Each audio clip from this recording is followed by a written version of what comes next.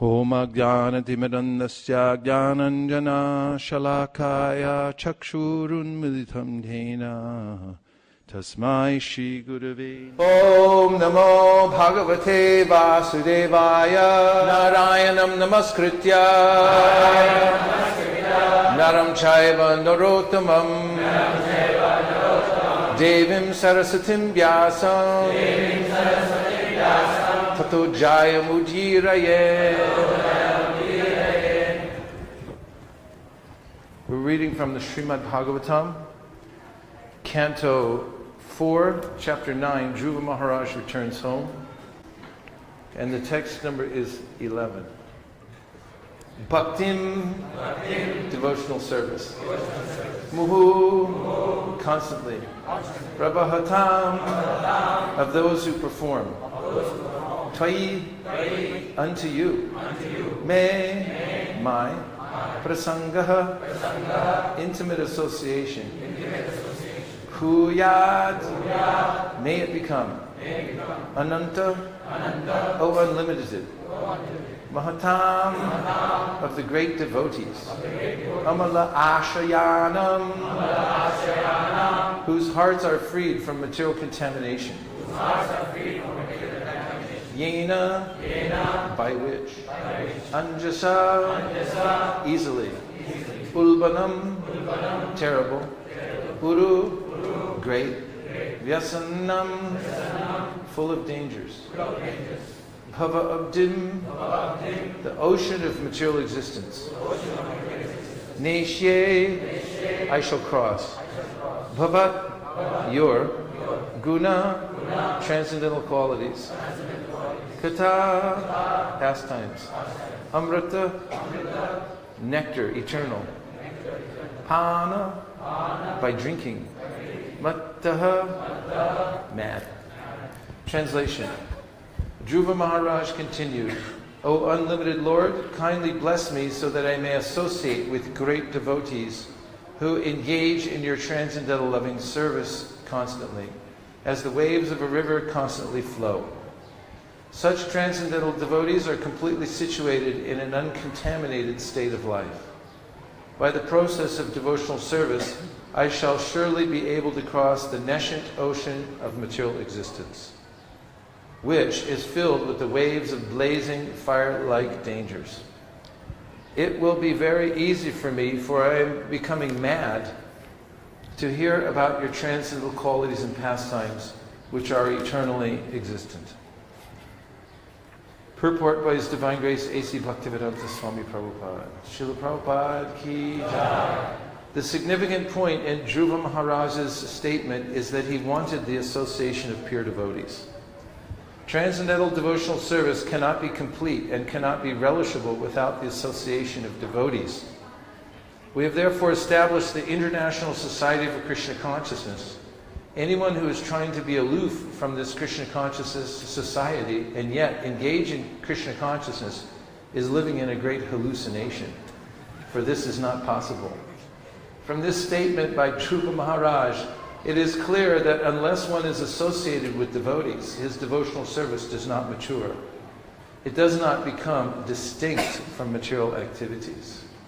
The Lord says, Satam prasangan vamavirya samvido bhavanti hritkarna rasayana. Bhagavatam 4.9.11. Only in the association of pure devotees can the words of Lord Krishna be fully potent and relishable to the heart and ear. Dhruva Maharaj explicitly wanted the association of devotees. That association in devotional activities is just like the waves of an incessantly flowing river. In our Krishna Consciousness Society, we have full engagement 24 hours a day. Every moment of our time is always busily engaged in the service of the Lord. This is called the incessant flow of devotional service. A Mayavadi philosopher may question us. You may be very happy in the association of devotees, but what is your plan for crossing the ocean of material existence? Dhruva Maharaj's answer is that it is not very difficult. He clearly says that this ocean can be crossed very easily if one simply becomes mad to hear the glories of the Lord. Bhava Guna Kata. For anyone who persistently engages in hearing the topics of the Lord from the Srimad Bhagavad Gita, Srimad Bhagavatam, and Chaitanya Charitamrita, and who is actually addicted to this process, just as one becomes addicted to intoxicants, it is very easy to cross the nescience of material existence. The ocean of material existence is compared to a blazing fire, but to a devotee this blazing fire is insignificant because he is completely absorbed in devotional service. Although the material world is blazing fire, to a devotee it appears full of pleasure. Vishvam Purnam Sukhayate. The purport of this statement by Dhruva Maharaj is that devotional service in the association of devotees is the cause of the development of further devotional activities, of further devotional service rather. By devotional service only is one elevated to the transcendental planet Goloka Vrindavan, and there is only devotional service, for the activities of devotional service both in this world and in the spiritual world are one and the same. Devotional service does not change. The example of a mango can be given here. If one gets an unripe mango, it is still a mango. And when it is ripe, it remains the same mango. But it has become more tasteful and relishable. Similarly, there is devotional service performed according to the direction of the spiritual master and the injunctions and regulative principles of Shastra. And there is devotional service in the spiritual world rendered directly in association with the Supreme Personality of Godhead. But they are both the same. There is no change. The difference is that one stage is unripe and the other is ripe and more relishable. It is possible to mature in devotional service only in the association of devotees. Bhakti muhu pravahatam tvaime prasango kuyarananta mahatam amalashayanam yena jasolpanam uru vyasanam bhavabdim neshe bhavadguna katamrita panamata. Dhruva Maharaj continued, O unlimited Lord, kindly bless me so that I may associate with great devotees who engage in your transcendental loving service constantly, as the waves of a river constantly flow. Such transcendental devotees are completely situated in an uncontaminated state of life.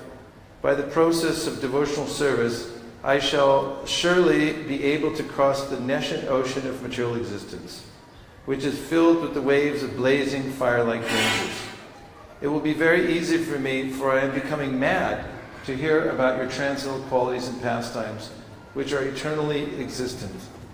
This is a beautiful prayer, isn't it? In the very beginning, Dhruva Maharaj says, O unlimited Lord, kindly bless me so that I may associate with great devotees who engage in your transcendental loving service constantly, as the waves of a river constantly flow. And this is a prayer that anyone can make, and we can see a prayer that comes from the hearts of pure devotees. Dhruva Maharaj is saying, please give me the association of great devotees. And for instance, before we chant japa, we might make some prayer to the Lord to be fulfilled in His service. And that prayer could be that please give me the association of advanced devotees, and please give me the intelligence of how to take advantage of it. Because it's possible that one can be in the midst of pure devotees and then not be able to take full advantage of that association. One reason can be envy, because envy destroys the ability to appreciate others. If you hear envious speech about devotees, then it diminishes your capacity to appreciate them. Of course, Queen Kunti says, Shrinvanti Gayanti Grananti, that if one is able to appreciate the devotional service of others, then one also advances in the process of bhakti.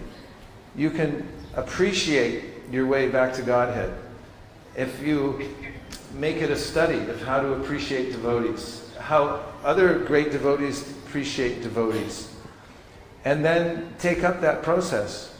This is one of the great benefits of living in a large assembly, and you're all coming together as Goshtiyanandis, which is not always the easiest of sacrifices. The Bhajananandis go off by themselves, and they don't have to contend with other human beings so much. The real problem comes, Queen Kunti says, by social intercourse, by interacting with other humans. There's always some difference of opinion. Have you found that ever?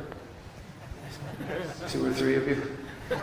Prabhupada used to deal with that in a very realistic way in a letter that was written by one of his early GBC men, Atreya Rishi Prabhu, who had apparently written to Prabhupada saying, why is there so much arguing amongst these leaders? Isn't this a spiritual movement?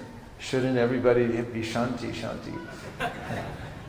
And Prabhupada wrote back saying that this is because each person is an individual soul, and they all have their own way of dealing with their services. And he said that don't expect utopia, even in the spiritual realm.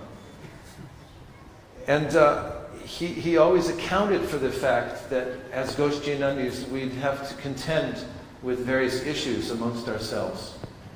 I know as a temple president, I found it at times to be very stressful. In fact, when I first became a temple president against my better judgment and will, it was by default, practically. I think many temple presidents become temple president by default. Savas Prabhu was on his way to Hawaii or something, and they said, could you be temple president? To hold things together for a few weeks, and I think he just went past 30 years recently. But I remember feeling extremely stressed, and then thinking back to the instructions Prabhupada had given, that this is natural, that there are, through interactions with devotees, there are going to be differences of opinion and so on. And as Goshthinandis, I often tell devotees that I meet, especially younger devotees who are asking for counsel in dealing with their services, in coordinating devotees, working together with devotees and so forth, how to deal with the different kinds of discord that come up. And I mentioned that oftentimes ascetics go to the mountains and they'll sit in cold water up to their neck in the freezing wintertime. Or they'll sit in hot fire during the summer to try to transcend the body by tolerating these inconveniences. I said, but it's actually more difficult to live amongst others and try to cooperate. And that by that austerity, you please Krishna. So in this verse, Prabhupada very unequivocally says that we must live in the association of devotees. Nagar Kirtan Prabhu pointed this purport out to me this morning, because I heard that you're having a meeting with devotees here who are counselors, and counseling is not easy, is it? It takes constant thought about how to counsel others, how to assist people moving forward. But sometimes people think the solution is that I'll distance myself from the devotees. Maybe that will be easier. But Prabhupada says here that this is not recommended. He says that this thinking that one can advance in devotional service outside the association of devotees is a kind of hallucination. One lives in a hallucination. So knowing that, one can go about the work of learning how to cooperate with devotees, learning how to appreciate devotees very deeply. And this is recommended by all of the great acharyas, that we should take advantage of the association of devotees. In fact, without the association of devotees, it's not possible to even get started in devotional service. The devotees move about the world, the Majjhima Adhikaris, and they extend themselves to others, giving them a chance to start in devotional service. And this is oftentimes the only chance people will have to meet a devotee. That is, when a devotee extends him or herself to others, to another person, and goes out and even a brief interaction that somebody has with a devotee who goes out to teach a class at a university, it goes door to door or on the street or wherever and meets somebody, that person will get an impression in their heart that I've met somebody very special. Because we live in a different reality than most people are used to. And we don't even know it sometimes because we are so absorbed in the culture that we have. So when we go out, it's hard to estimate how much people see in us.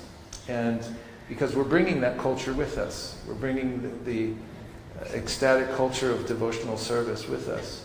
So that then when people meet devotees, they'll want to come closer and be a part and associate. And so having then a way in which everyone can associate with devotees and encourage others so that they can advance in devotional service. This is the purpose of living together. Encouragement is very important because actually the word encouragement comes from the word cœur. In French it means the heart. Because we're driven by our hearts.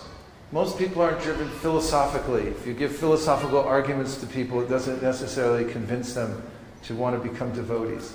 But when they feel the compassion of the devotees, and they appreciate that devotees are unusually merciful, then they become attracted. And so one of the ideas of living together in a community of devotees is to encourage others, to go out of one's way to give encouragement, because the world is a very difficult place. As it's mentioned in this purport, it's like a blazing fire passing through the world, like a blazing forest fire. It's very dangerous. There are influences which can move us away from devotional service. There are incidents that happen in everyone's life that are extremely troubling, like the loss of loved ones or the loss of one's property and wealth. And we have to constantly deal with these things. So devotees in a community can go out of their way to encourage others on all levels. Devotees need encouragement when they face great setbacks in this world.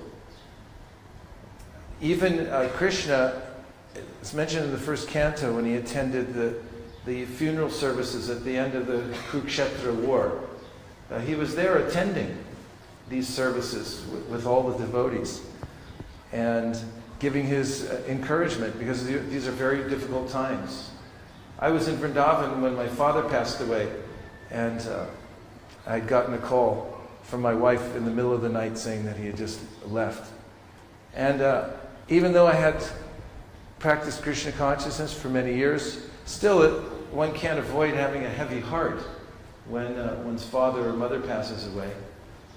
And so I remember I was up in my room at the MVT, and then I came down in the morning, and there were a couple of devotees at the bottom of the stairs, and they looked at me and they said, "What's the matter?" They just saw it in my face that I was overwhelmed with some thought. And I didn't know they could see it, but they saw it right away. And I remember one of the devotees is from South America. He said, "What's the matter?" And I said, "My father just passed away." And he said, "Oh," and he gave me a big hug. And he said, he was hugging me, and he said, "Oh, I'm so sorry. Your dear father just passed away." And I just remember that when he had extended himself in that way, he could have said, "Listen, dehino sminyata dehe, he's not his body, and you're not either, and it's no big deal."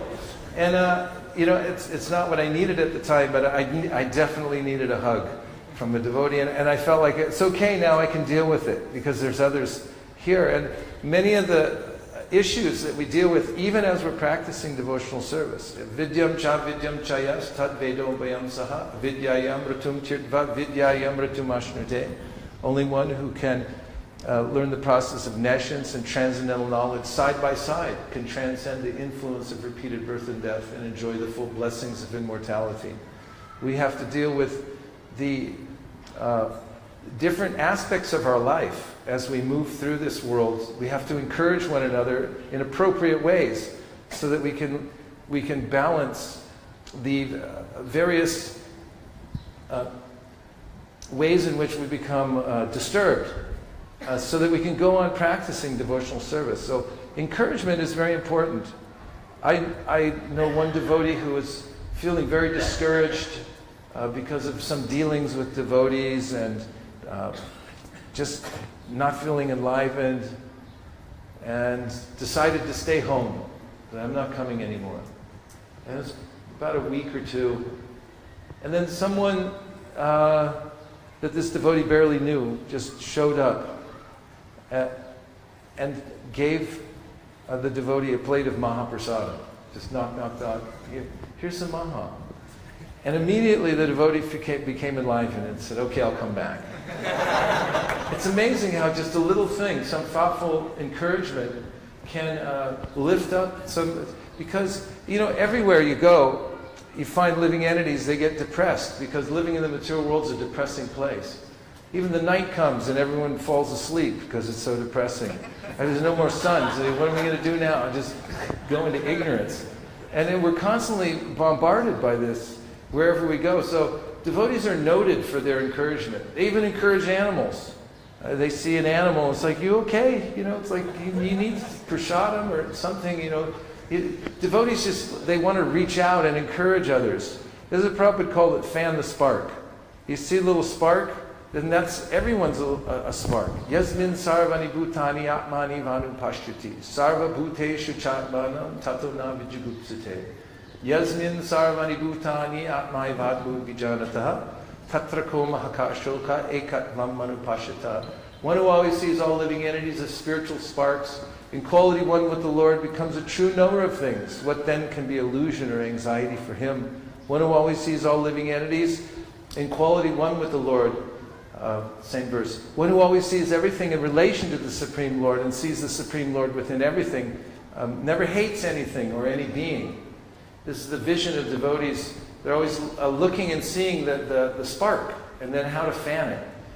So part of the community and community building really has to do with encouragement, taking some time to encourage others. There was a book I read many years ago called The 1 Minute Manager, and it was written by this person who was involved in management, obviously.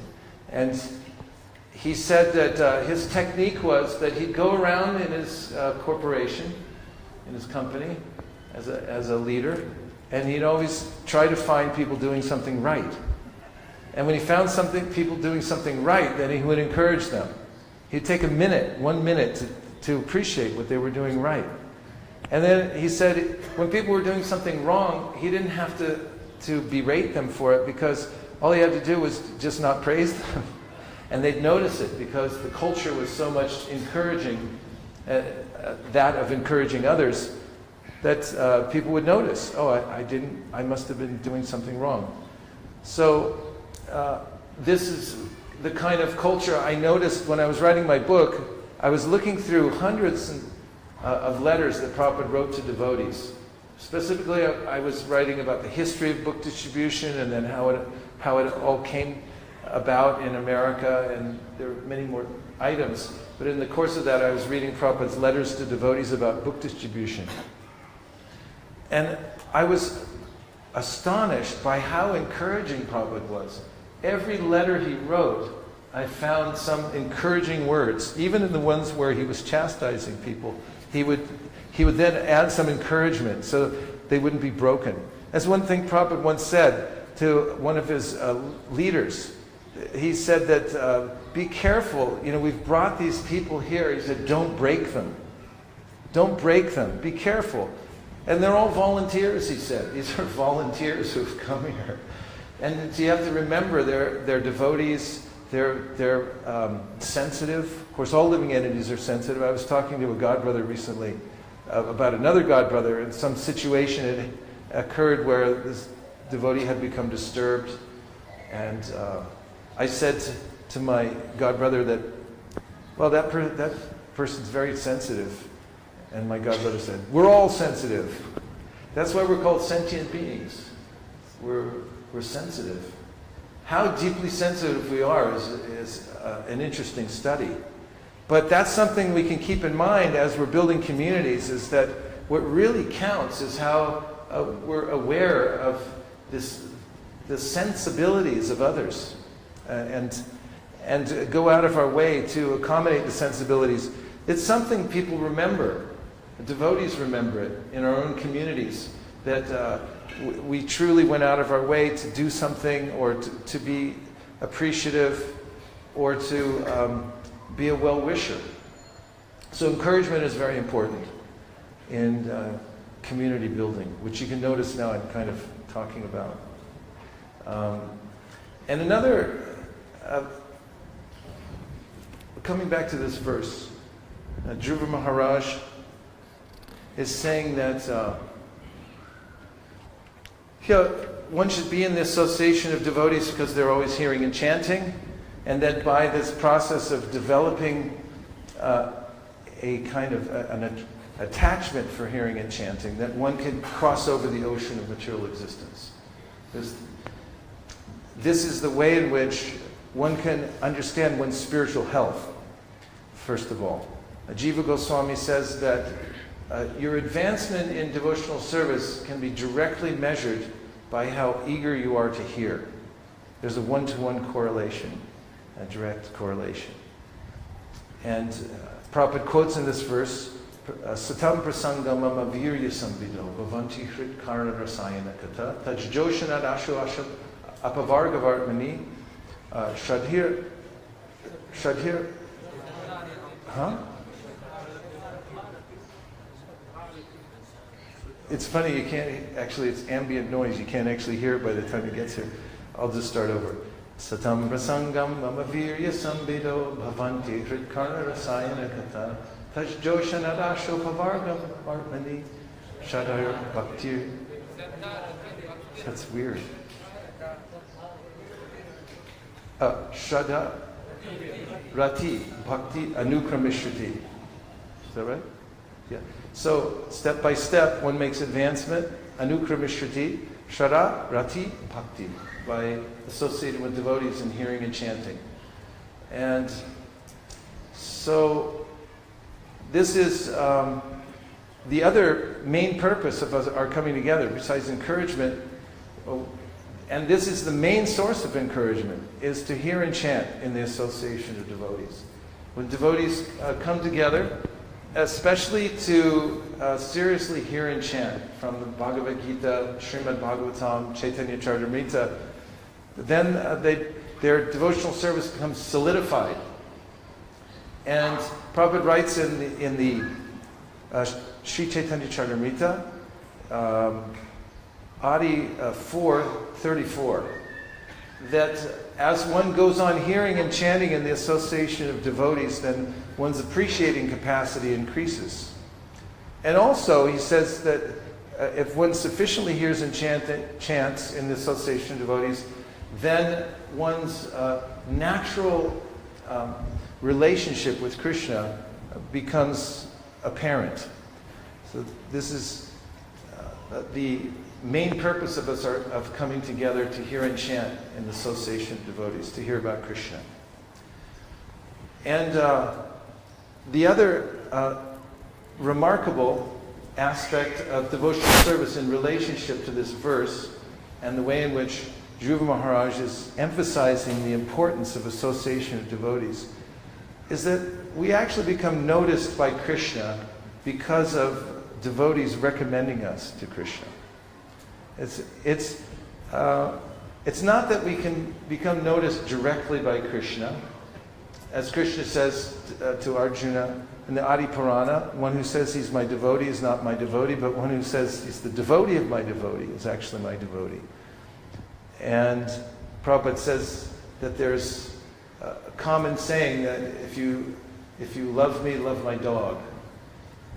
And so those devotees who know this secret, they go out of their way to be a servant of the servant of the servant of the devotees. And because of that, they can be very quickly recognized by Krishna. In the Chaitanya Charitamrita, we find that Maharaj Prataparudra, although Chaitanya Mahaprabhu considered him to be untouchable in the sense that he was a king and materialistic person, you see that Sarvabhauma Bhattacharya had recommended him. He said, he's a great devotee. But Mahaprabhu then replied that, great devotee or not, whatever he is, he's a king. And for a sannyasi to associate with a king is like drinking poison. It's very dangerous. And then just after that, Ramananda Roy came to Chaitanya Mahaprabhu and said, I applied for retirement from Maharaj Prataparudra, and because he heard that I was associated with you, he immediately granted it. Full pension, and he said, I told him I was going to come and spend the rest of my life with you, and he said, immediately you can go. And he said, he's really a good devotee.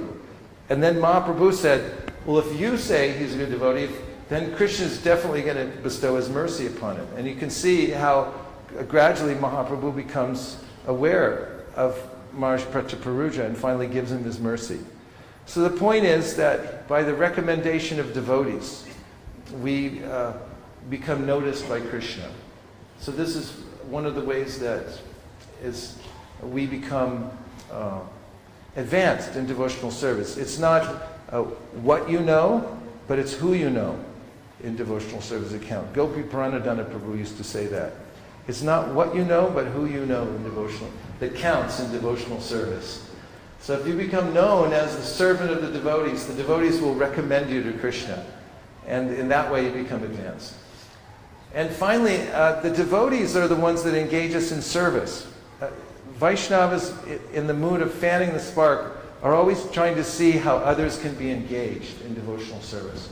And we just read about how Kala Krishna Das had fallen down while he was in the association of Sri Chaitanya Mahaprabhu. Traveling in South India, he got allured to the camp of some gypsies. They sent out some women to attract him, and he went away from the association of Mahaprabhu. He was his personal assistant. And Mahaprabhu went and personally brought him back.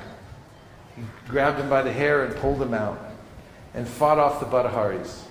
And then when he got back to Puri, he called an assembly of devotees, and then he said, he brought Kala Krishna Das there, and he said, see the character of this person. While he was serving me and traveling, he went away with the Bhataharis. He said, I have no more service for him. He can go wherever he likes, but no longer with me. So Kala Krishna Das started to cry, and Mahaprabhu got up and walked out. And later on, Lord Nityananda, Jagadananda, Mukunda, and Damodar got together. They conspired, and they saw the situation that he had fallen down and he had left, and that Mahaprabhu had rejected him. So these four conspired. They came and they said, Mahaprabhu, we have some service for somebody. We'd like to pick somebody from all the devotees and send them back to Navadvip to announce the fact that you've come back from South India. Now, of course, anyone who takes this service is going to become an instant hero, because they get to go back and tell Mother Sachi and Advaita Acharya and all the devotees that Mahaprabhu has come back from the tour of South India. So Mahaprabhu said, whatever you desire, you arrange it. Obviously knowing very well what they were up to. So they engaged Kala Krishna Das. They said, we have a service for you. Go to Navadvip. And they immediately got him back engaged. So Prabhupada mentions there that the devotees are very merciful like this. They're always trying to see how they can bring others closer and engage them in service. So this is another aspect of the community. We have to look out for one another and see if somebody is somehow or other estranged from devotional service or drifting, how to engage them and keep them close. So encouragement is a constant. Don't be afraid to encourage others. It actually is a good thing. If you take time out to notice what other people other devotees are doing and appreciate it and mention it to them. One word or phrase that you give them in the way of encouragement can actually lift a devotee for the rest of their life. Some people, they get a discouraging word from a parent or someone else, like a teacher, who say, "Oh, you're no good at this." These stories come out all the time. People who just won an Olympic medal or something like that. How'd you do it? It's like, I had to overcome great adversity. What was the greatest adversity you had to overcome? Oh, my teacher told me I'd never be a good skier. I could never do it. It's like, and then I believed it. So living entities are sensitive, so take time to encourage others and fan the spark. Also, see that other devotees are engaged in service. It's one thing about empowering devotees. Prabhupada always had this way that he would see that if somebody had a little bit of enthusiasm to do devotional service, he would empower them. He mentioned that in bureaucracy, when you develop a bureaucracy, then you have a professional system of saying no to everybody. This is what bureaucrats do. It's like, did you fill out the paperwork? No, then you can't do it. I'm sorry. And it's all designed just to hold people back because they have to go. But in Prabhupada's system, there was a way in which whenever he'd see this enthusiasm to do some kind of service, he was like, do it. In fact, that's one of his mantras. Do it. Say it. Do it. Do it. You see it on one of the morning walks. Prabhupada's walking with a group of devotees at the UC Berkeley campus. And they have this idea to start these programs, and they were going to have students and then get professors involved. And they were enthusiastically telling Prabhupada, and Prabhupada said, do it. That was what he said. Do it. It had subtitles too, so it really stuck in my mind. Do it. And then I noticed other places Prabhupada would say that. Do it. So living entities can do a lot of things. You just have to encourage them. If you tell them you can do this, just do it. Then they start to think, oh, maybe I can do it. I mean, Prabhupada encouraged devotees so much that, like Sudama and Chintamani, they were new devotees, and Prabhupada called them to his room in Los Angeles and said, I want you to go to Japan.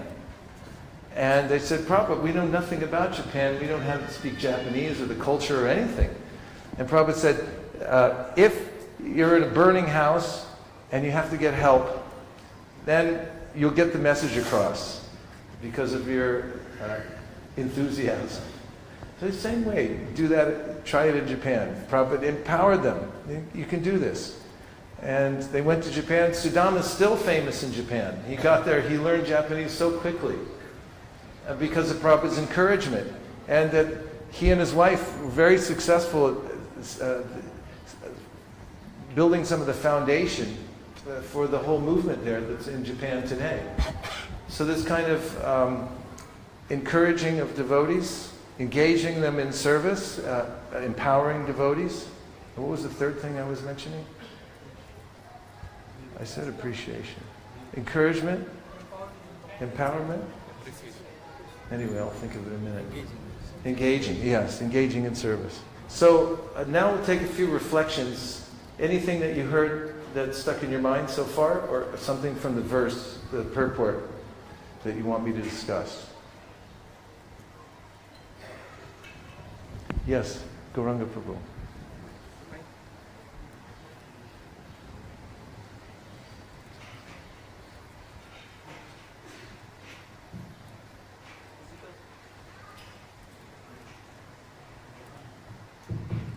Physical austerities are sometimes easier than austerity of... Yes, see, it spoke, I knew you, a true manager, right? I have these wind chimes. I live in a little kutir on the side of my house. And I have wind chimes that people have given me. They kind of ding, ding, ding, ding, ding when the wind comes. And right after I became temple president, my nerves were so jangled that I couldn't stand the sound of the wind chimes. I took them down and put them in the garage. My wife kept, what happened to the wind chimes? I said, they were really bothering me. She said, you're overly stressed, you know, if you get... So many things can come up. Thank you, Gauranga Prabhu. Other reflections, anything that you heard that stuck? Yes, all in the back. We'll get them the microphone within 7 seconds or less, or your money back from today's class.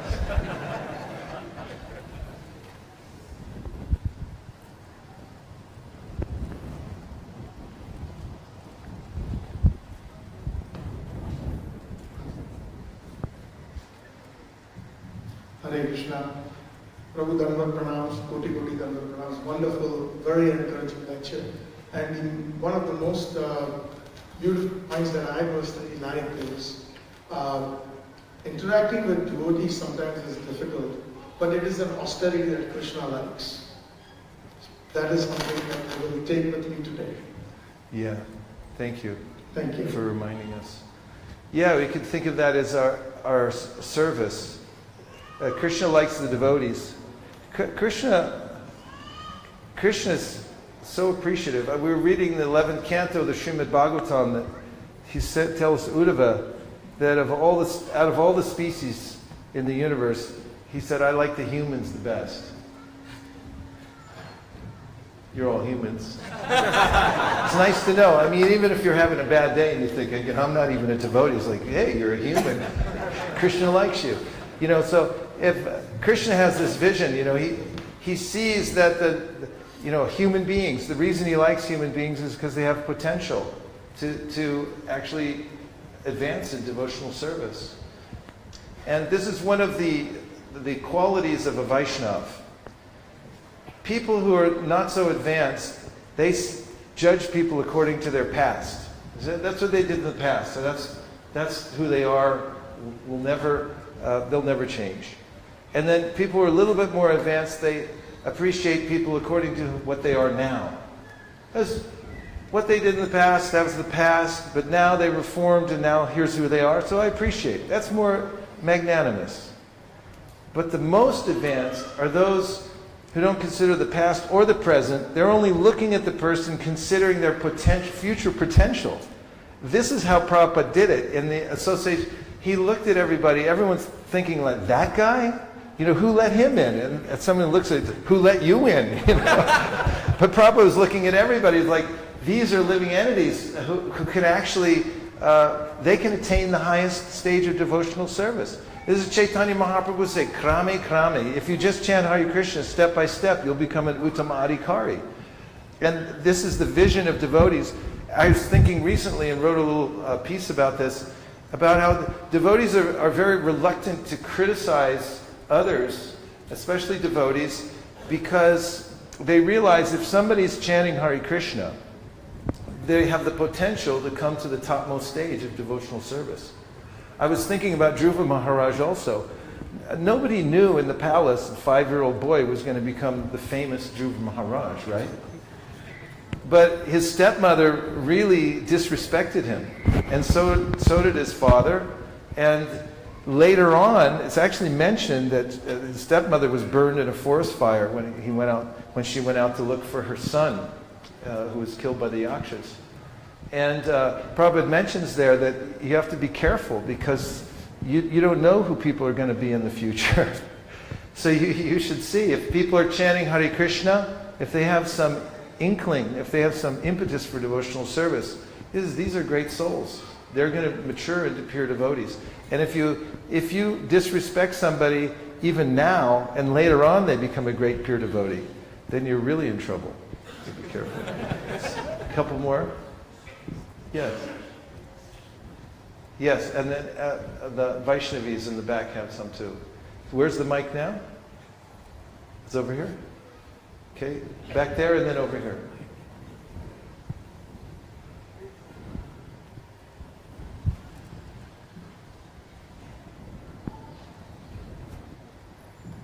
Thank you so much, Guruji, for encouraging class. Actually, we are encouraged by our Guru Maharaj, by the Parampara, and we know that there is Swadharma also, and we realize that we would like to offer this service.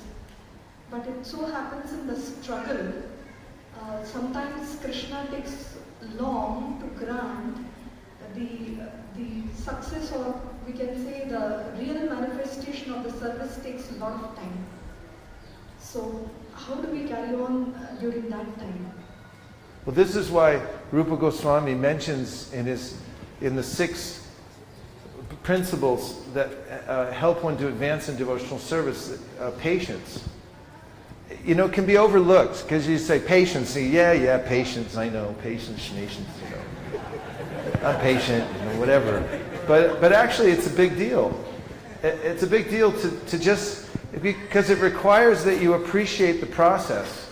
That this is going to work. Trust the process. Just like when you go to the doctor, there's a really good doctor, and you know you've already heard that the medicine works. Like 20 people told you, I went there, I took it, I got better, I have the same thing as you, it's going to work. And you start taking it, and you know at first you don't feel the medicine, the effect. And so you have to be a little patient. You have to take the full course of the medicine and keep going. It's a really powerful meditation to think about patience.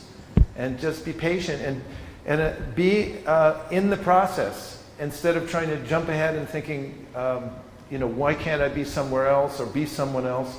The only way to actually advance is to be who you are now and do the best you can with what you have. Krishna tells Uddhava, 11th canto, Sway adhikariya nishta sa guna parikirtita. He said, it's a good quality to know what your qualification is and to act according to that. He said it's good. Just do that. Be like that.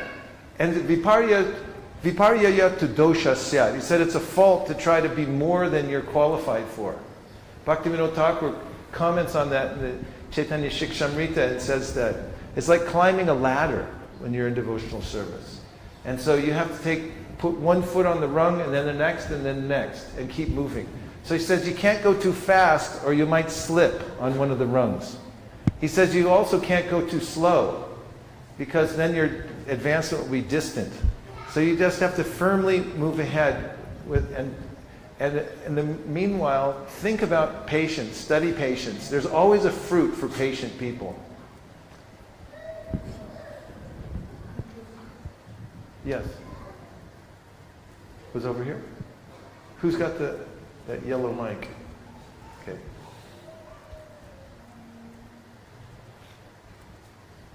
Whoever's getting it next, put your hand up. Okay.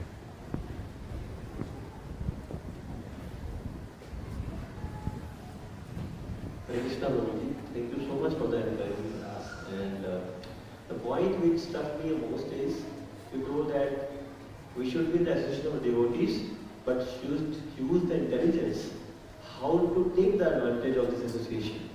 Because most of the times, personally, going around in Pune, there's such a nice association and don't take the advantage of so great devotees there. So it's very grateful. Yeah, it's mentioned when Vidura and Maitreya were listening to Krishna.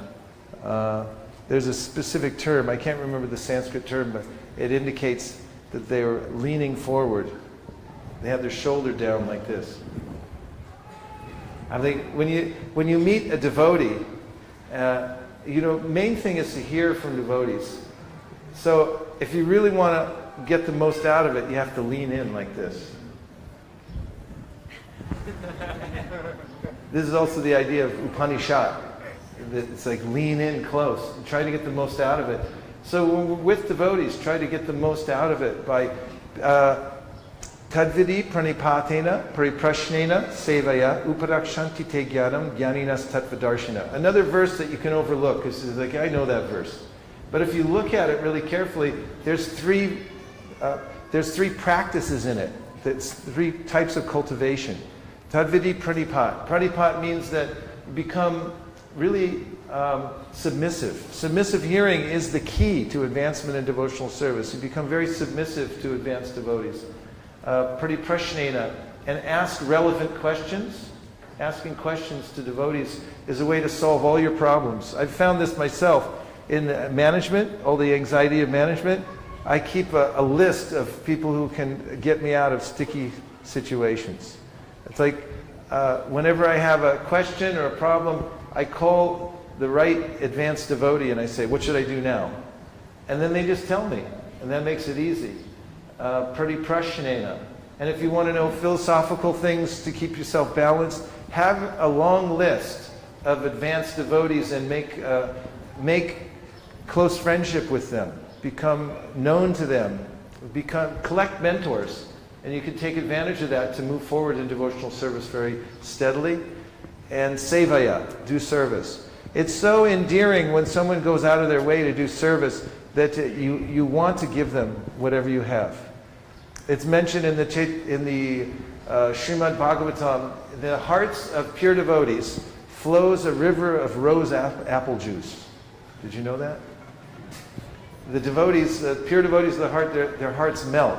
Evam pratasva priyanama kirtya jitana rago jitachuta uchar. This verse is mentioned by Chaitanya Mahaprabhu's spiritual master. He told him this verse. It's very important. And he said, when you chant Hare Krishna, then your heart will melt. Druta chitta. And then Vishwanath Chakravarti Thakur says, the heart of the devotee becomes like a river of rose apple juice flowing. So how do you get that flow of rose apple juice to come your way? If you go and render service, actual sincere service to these advanced devotees, their heart opens, and then that rose apple juice flows to you. Hare Krishna Prabhuji, thank you very much. We know how dangerous it is to criticize any devotee or correct him, but sometimes, if timely correction is not given by authorities or not reported to his superior, it can be harmful to our society. So how should we ensure proper balance? Thank you. What a great question. Very practical. It's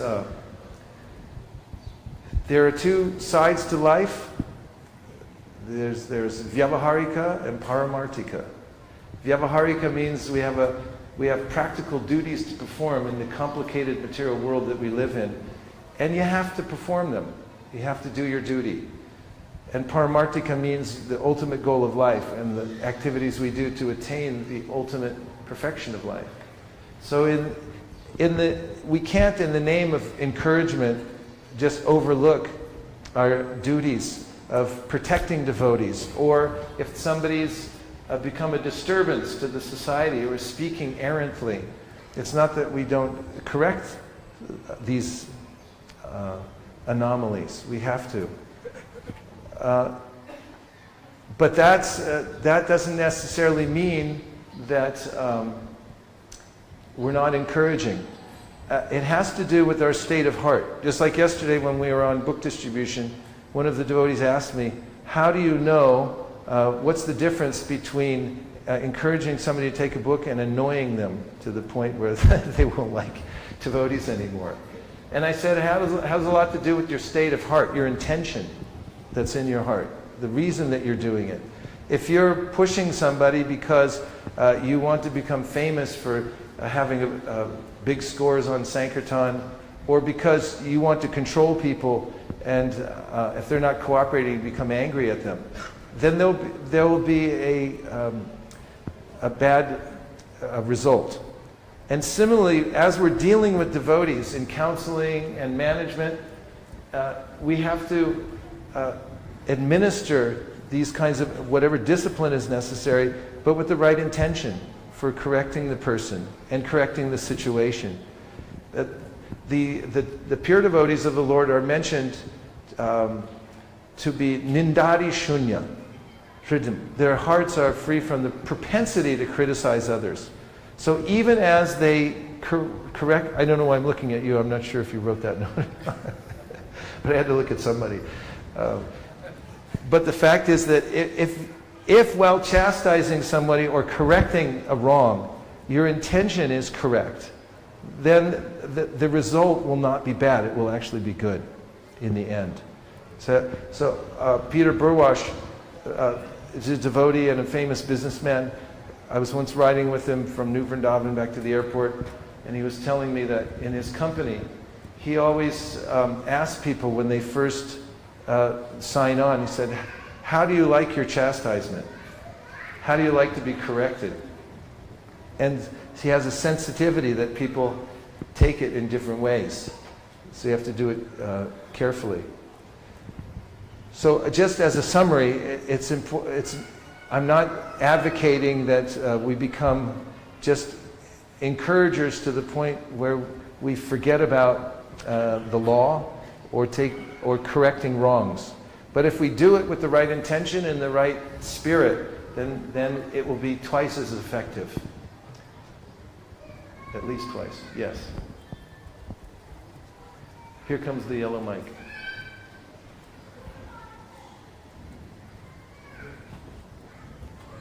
Hare Krishna. I'm very grateful to get the reverse of words of encouragement from your mouth as well as body language. Thank you very much for that. My question is, you are mentioning how this world is horrible. People need encouragement. And then you told that a devotee always thinks that how he can encourage everyone else. And you went on to say that you have to take out time for really thinking that how to encourage others. I mean, practically whatever small service I have, there is a tendency of mind is that mind thinks more of the mistakes which are done. Like, 20% of the people take 80% of mental energy, and those who are better in the sense of as a service to both of them. But the mind tends to think more about the giving corrections and mistakes rather than taking out time, which you were telling us. So how do we withdraw this and give time to encourage? Because there is a tendency to spend time for discussing about the not so brighter side of our devotees, for their better only, but still. So how do we deal with it? You can make a gradual make a transition and test it out, see how it works. I know in meetings oftentimes, like go to GBC meetings, and then there's a topic that comes up. Let's talk about the 8 worst temples in America and what to do about it. And the whole energy in the room starts to go down. It's like, what are we going to do about it? It's very difficult. Where are you going to get a new temple president? Like, there aren't any. And then, however, if you start talking about what are the highest performing 8 temples in America, then all of a sudden there's an abundance of great ideas and high energy, and that could be parlayed into helping those that are not doing so well. So in the way of administering advice and criticism and so forth, if you just practice taking some time to encourage devotees, then you'll see that the residual benefit is that they become self-motivated. And it's like pouring milk into a glass of ink. It gradually pushes out the other. I don't know if I answered your question. You want to just restate it in one sentence, what your exact question is? What happened to the yellow mic? Here it is. Restating the question is, just in one sentence. The tendency of my mind is to think more about the corrections and the mistakes and discuss about it than taking out time for encouraging others. So Yeah, just transfer from one account to the other. Try to build up the other account. You know, there's a concept of this, of the emotional bank account. Stephen Covey talked about this, how every person has an emotional bank. Their heart is like a bank. And you have to make deposits. This works really well in close relationships. If you have, like, friends you're working with, spouse, that if you go out of your way to take care of putting deposits in the person's emotional bank account in their heart, even when you don't need to, then when you have to make a withdrawal at some point and take something out, either deliberately or accidentally, then you won't overdraw. So you always have to keep a balance. Obviously, you have to point out mistakes and make corrections and so forth. But if that's all you do, or that's the main thing that you do, then you'll get overdrawn and people will become disturbed by the way that you deal with them. So take time, even when you don't have to, go out of your way to make deposits in people's emotional bank account. And little things like that help an organization to thrive because it's built on love and trust. And we're all volunteers. And we're just motivated because of feeling a natural kind of encouragement. That's even in the Gayatri mantras we get. Prachodayat means the Lord's trying to encourage us in all different kinds of ways. So that's His motive, is to encourage, let's go back to devotional service as much as possible. So you can try that. Just transfer put money in the emotional bank account. And I think I'm overdrawn now on my time allotment bank account. Right? It's over at 10. It's now 10:07. So I just want to say that this is a great victory for the Krishna consciousness movement, this Pune Yatra. The whole thing, everything that you're doing here has been created by devotees who are extremely thoughtful about spreading Krishna consciousness, developing the spirit of devotion in the hearts of everyone. And you're all recipients of this extremely well-organized and well-thought-out way in which anyone can come in and become advanced in devotional service. And I consider this to be the topmost of our communities that I've seen all over the world, this Pune Yatra.